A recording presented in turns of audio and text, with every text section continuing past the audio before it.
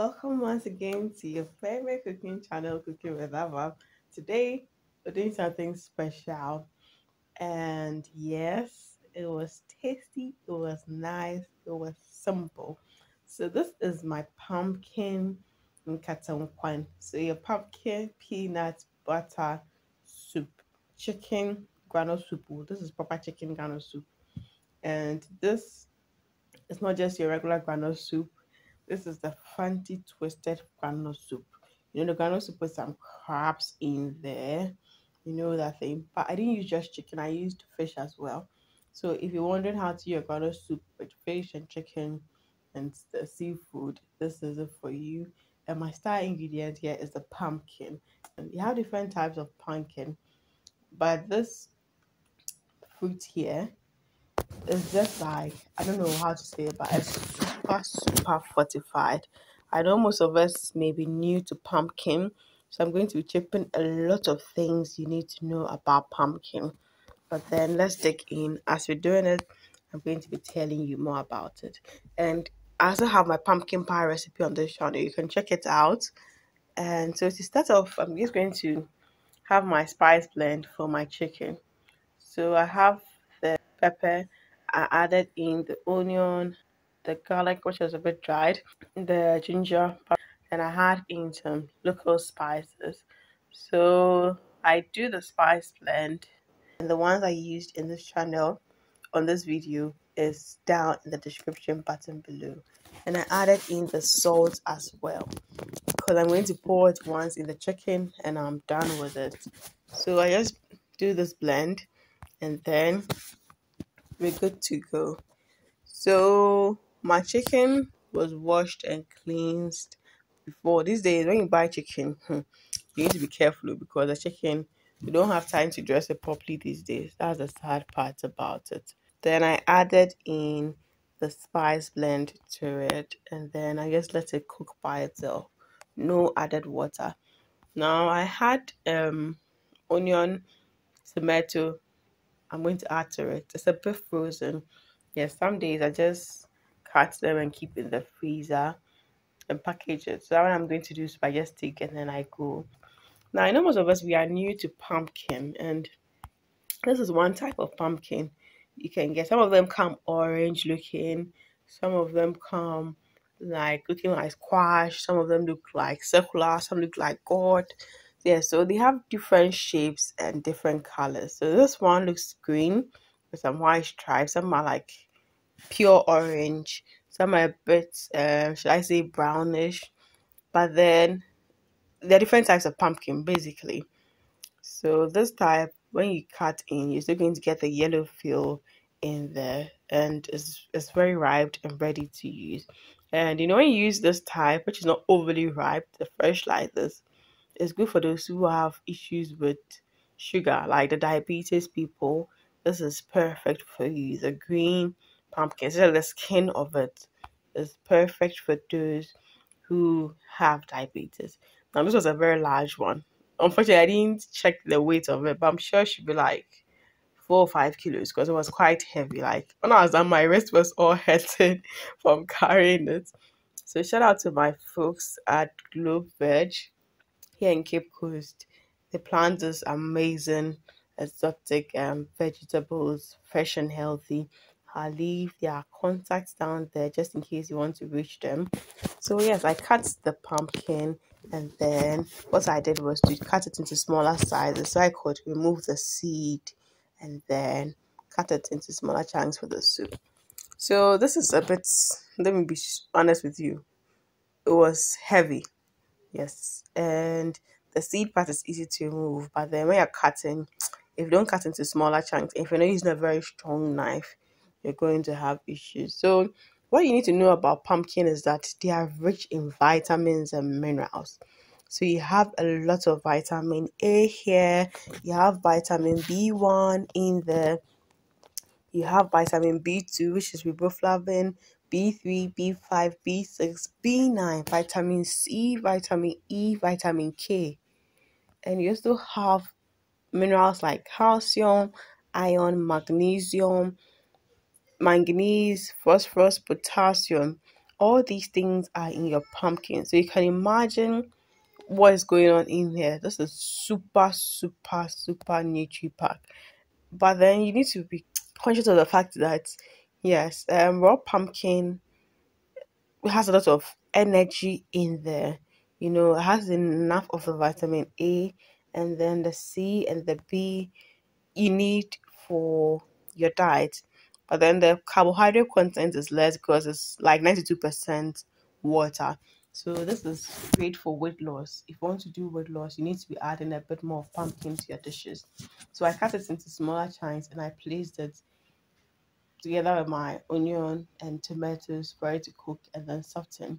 Then I cut the rest of this up. I remove the inner part where the seeds are. Then the other ones I just package in my Ziploc bags. And I can cut into smaller chunks and then put them in bags I can keep in the freezer. Yes, when you cut like this, you can keep the rest in the fridge. But in the fridge, it's not going to take a long time. So within 3 days to 1 week, you should clear it, or else it goes wasted. Or what you could do is you cut it and put it into your freezer. When you're ready to use, you take it. So I removed the seed from the mid parts to get the seeds, which I dried and is perfect for my granola. And then I move on to work on the other part. So I place in the peanut butter and cut it paste. Is the granola paste. Then I added, that was 1 cup. Then I added the tomato mix to it. I added in some water, I blended it, and then I poured it over the mixture. Now, because I'm not going to fry this, it has to go in very early. So if you're going to do this successfully, you need to buy the hard chicken, not the soft ones. So I think the layers are those which are soft. So you need to avoid those ones if you're going to go the style. Or you may have to season your chicken and then you take it out. Now you realize this is virtually softened the tomatoes already. So I took out the tomatoes and onion. Then I waited for the pumpkins to soften. Then I blend. Then they all go back in.